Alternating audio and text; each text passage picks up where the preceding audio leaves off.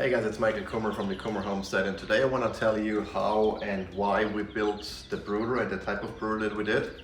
We actually have right now 16 chicks in there, and I looked at a couple of different options, from plastic crates to buying one, and then we ended up just building one ourselves. It was fairly simple to build actually. We just got some plywood sheets from Home Depot.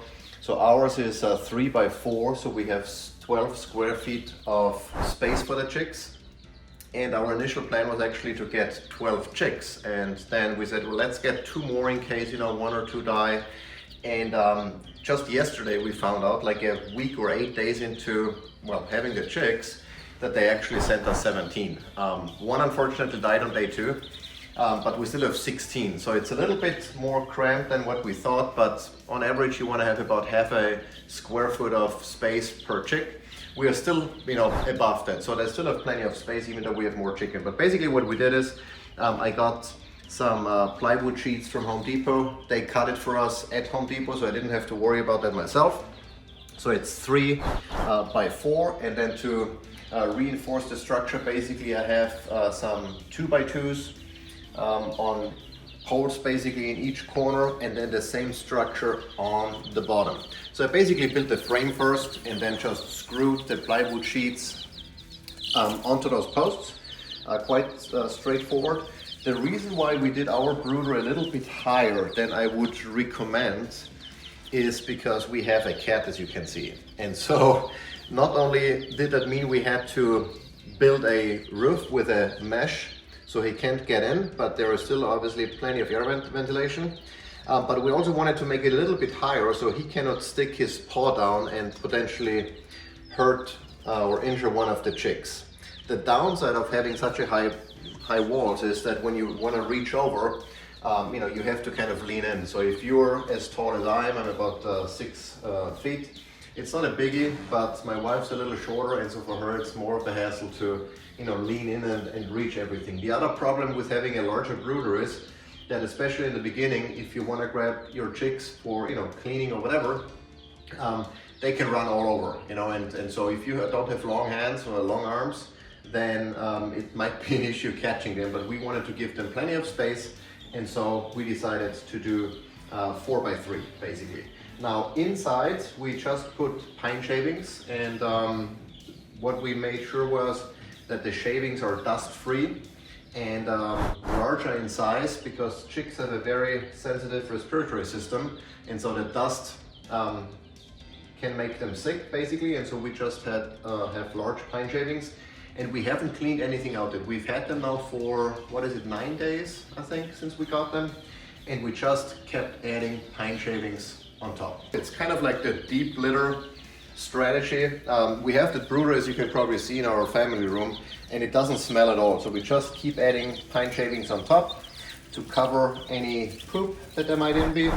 And then what we have here is a simple feeder here with it's all metal. So that's the other thing. We wanted to not use any plastic at all. We're in the process of removing as much plastic from our household as possible. So we have this metal feeders here with a mason jar on top, and the same goes for the waterers. We initially, when we got them, we put pebbles around so the chicks can't drown. Now we took them out. And the other thing that we noticed is, before we had the waterers or the watering stations right on top of the pine shavings, and the chicks would scratch around and throw in all the pine shavings, so we had to replace the water and clean the watering or the fountains like 3 times a day. Now we put them on a board that I had laying around, and that significantly improved the situation. So we have to do less cleaning here. As you can see, they are fairly clean. I mean, there is some stuff in there, but nothing compared to how it was just yesterday. And as far as heat source is concerned, we initially started out with a heating plate. I can show you that here.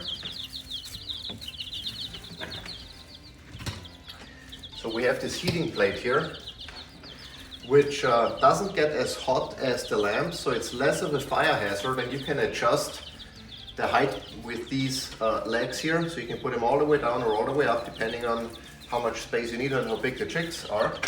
And the problem with that is, and that's one of the reasons why we removed it, is you can't see the chicks underneath. So if one isn't doing well, and actually one wasn't doing well and ultimately ended up dying, we didn't see it for a couple of hours. And so we decided to go with the lamps. We have 2 lamps. One doesn't emit any light, so that's the one for at night. And the other one is red light for during the day. So we wanna, make sure during the night the chicks are in the dark, as they would naturally be. And so we have 2 lamps in there, and also for backup reasons, just in case, one dies, or one goes bad, we have a second heat source so the chicks don't get cold. And that's almost it. One last thing I want to mention here is how we did the roof. Maybe you want to show that here real quick, because this is actually version 1.5 of our brooder. We made some improvements along the way. And initially what I had planned was, I'm not sure if you can see it here, to basically have the roof like set, like put it down here so it's flush with the walls. But then we, would obviously, take some moisture and it starts warping, and so the lid didn't really fit well anymore. It didn't fit within the frame. And so I made it flush so we can just put the roof on top. And then I also added these pieces of wood here, so we have more wiggle room basically, and you don't risk that the roof is suddenly falling into the brooder if you don't align it properly. So we can just put it on top and it can't fall in basically, regardless of if you move it forward or backward or to the side, it doesn't go in. And then the last thing I want to mention is our heat lamps are connected to an uninterruptible power supply that's hidden here in the closet, because the worst thing that can happen is you have a power outage in the middle of the night. You won't even notice, and then the chicks get too cold, especially during the first couple of days where their ability to regulate the body temperature is very poor. And so we have that, so if there is a power outage, we have at least backup power for a couple of hours. And yeah, that's pretty much it. It's probably not perfect design. I'm sure if we ever do another brooder in the future, we'll make some improvements. And but for now, it's been working really well. The cat can't get in, even though he is, sitting on the roof here almost every day, looking at what is probably a food source for him. But yeah, it's been working really well. And once a day, it's been a week now, once a day or so, we take the chicks out to the backyard. We have like a little fenced-in cage so they can, enjoy our pasture and their future home. If you like this video, give it a thumbs up. If you didn't like it, let us know in the comments what you could have done better, and we'll see you next time.